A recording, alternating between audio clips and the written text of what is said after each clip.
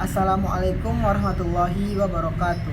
Kami dari kelompok 1 mata kuliah komunikasi bisnis akan mempresentasikan hasil diskusi kelompok kami, yaitu tentang konflik Palestina dan Israel. Sebelum memulai presentasi, saya akan perkenalkan anggota kelompok 1, yaitu Fernando Saputra saya sendiri, Diana Alia Nafra, Suci Ramayanti, Yudeswani Fandini, Latifah Fitri Izari, dan Nabila Septiani. Baiklah, yang pertama yaitu penyebab konflik dalam kasus Palestina-Israel yang akan dijelaskan oleh Yudeswani Fandini. Saya Yudeswani Fandini, saya akan menjelaskan pertanyaan nomor 1, yaitu jelaskan penyebab konflik kasus tersebut. Jawabannya, Israel dan Palestina kembali bersetegang setelah kekerasan yang melibatkan kedua warga negara terjadi di ibu kota Israel, Yerusalem, pada April 2021 lalu. Warga Palestina terlibat bentrok dengan polisi karena ancaman penggusuran puluhan rumah keluarga Palestina. Lahan itu akan digantikan dengan pemukiman Yahudi. Bentrokan itu melebar hingga menyulut isu mengenai Masjid Al-Aqsa, kompleks masjid yang terletak di puncak bukit dan dihormati oleh Muslim dan Yahudi. Muslim diwakili oleh kelompok Hamas di Palestina, sedangkan Yahudi menjadi representasi Israel. Kedua kubu ini berkonflik sejak puluhan tahun yang lalu. Pasalnya, mereka tak sepakat dengan ideologi Israel, kendati kesepakatan Oslo pernah ditandatangani pada tahun 1963 oleh kelompok Fatah, oposisi Hamas yang memilih berdamai dengan Israel. Baiklah, selanjutnya saya kembalikan kepada moderator. Selanjutnya, lokus konflik dalam kasus Palestina-Israel yang akan dijelaskan oleh saya sendiri. Lokus konflik pada kasus Palestina-Israel yaitu semakin besar permasalahan yang terjadi, maka semakin sulit untuk mencari solusi dalam memecahkan masalah tersebut. Hal ini dapat kita lihat bahwa kasus konflik Palestina-Israel sudah berlangsung sejak lama, yaitu sejak tahun 1948 hingga sekarang, dan hingga saat ini masih belum bisa dihentikan atau didamaikan. Menurut Kamus Besar Bahasa Indonesia, lokus tersebut mengarah kepada luas daerah terjadinya konflik. Maka semakin luas daerah terjadinya konflik, maka semakin besar dampak yang akan dirasakan.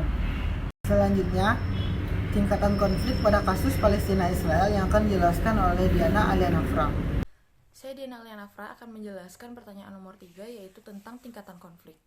Tingkatan konflik yang terjadi antara Palestina dan Israel yaitu adanya konflik kepentingan.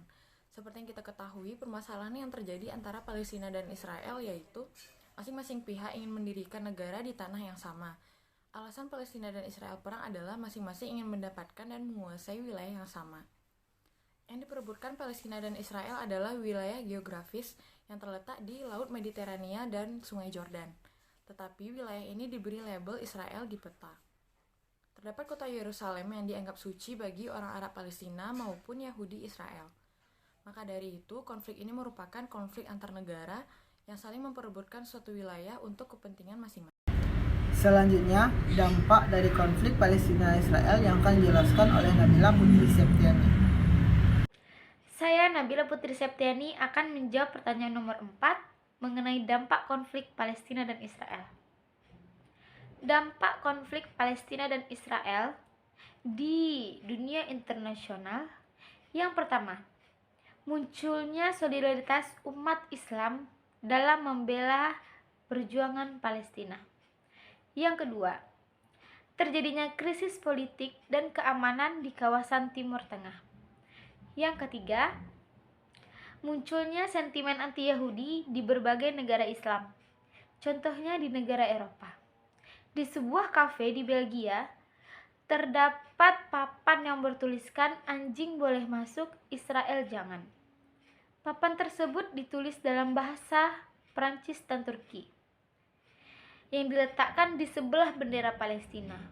Dan di sampingnya lagi terdapat bendera Israel yang dicoret-coret dengan tanda silang berwarna merah. Selain itu, ada juga dampak negatif bagi kedua negara yang berkonflik. Yang pertama, yaitu menyebabkan keributan dan kekacauan. Yang kedua, tidak bisa dilakukan kerjasama. Yang ketiga, banyaknya nyawa yang melayang. Yang keempat, lumpuhnya sistem pemerintahan.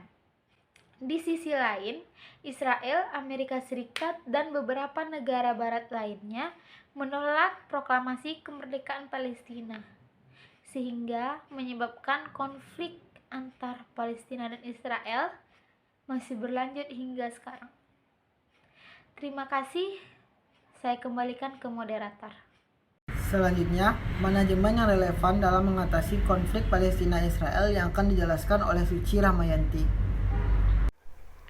Saya Suci Ramayanti, saya akan menjelaskan tentang pertanyaan nomor 5, yaitu manajemen yang relevan untuk mengatasi konflik.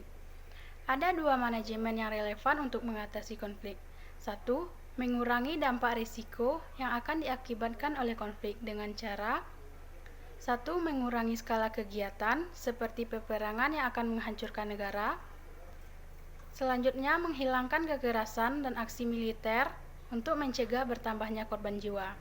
Dan memastikan akses kemanusiaan dan perlindungan rakyat sipil.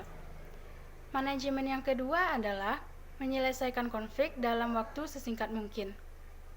Dengan cara 1. Melakukan negosiasi multilateral yang kredibel. 2. Penanganan dipercepat seperti mencari permasalahan dan menyelesaikan konflik. Yang ketiga, pihak Israel dan Palestina sepakat terhadap output atau outcome kegiatan organisasi demi kebaikan kedua pihak. Baik, sekian dari saya kembalikan kepada moderator. Selanjutnya, apakah profil pemimpin pada saat itu sudah seperti yang diharapkan?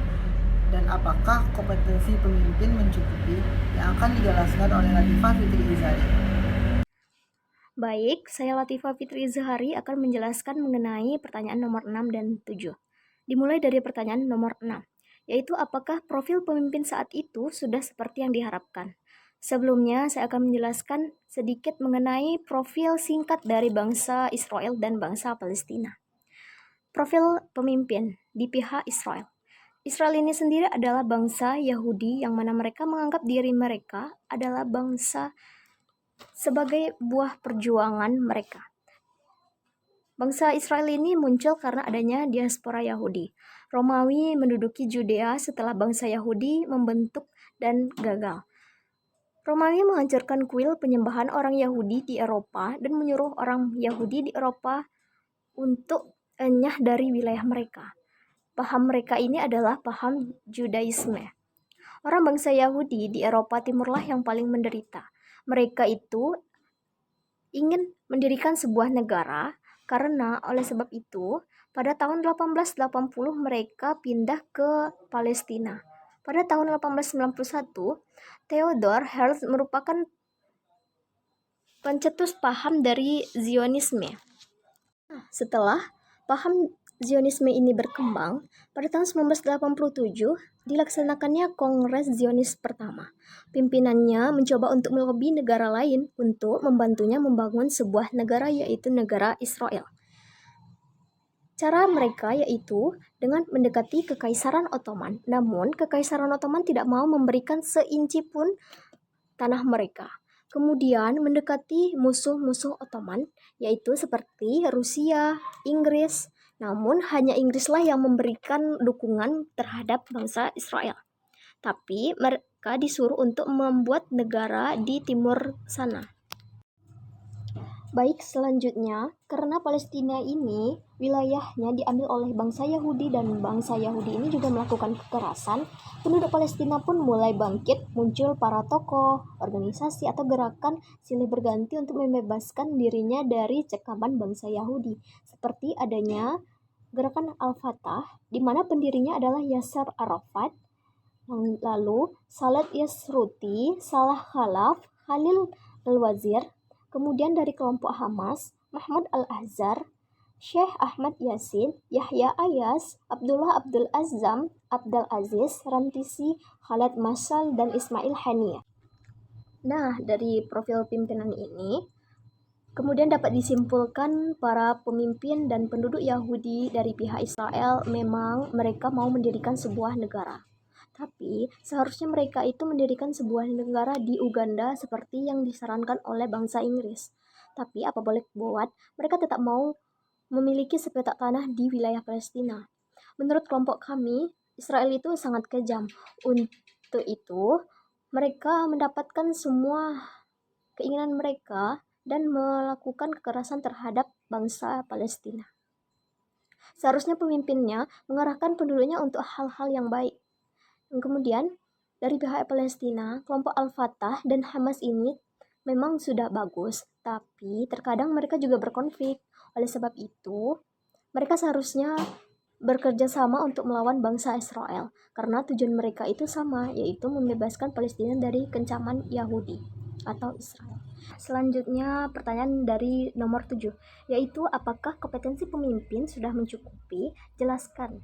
Nah, dari kelompok kami menjawab sudah, di mana kompetensi pemimpin dari pihak Israel, pendiri Zionis sendiri adalah Theodor Herzl, merupakan seorang jurnalis, memang dari kaum intelektual, tapi pahamnya ini bertentangan dari paham sebelumnya. Pimpinan yang lain pun setelah Herzl ini juga dibantu oleh pihak Amerika. Kemudian dari pihak Palestina, kelompok Hamas sendiri mewajibkan para personelnya sebagai seorang hafiz Quran. Mereka memang tujuannya untuk di jalan Allah.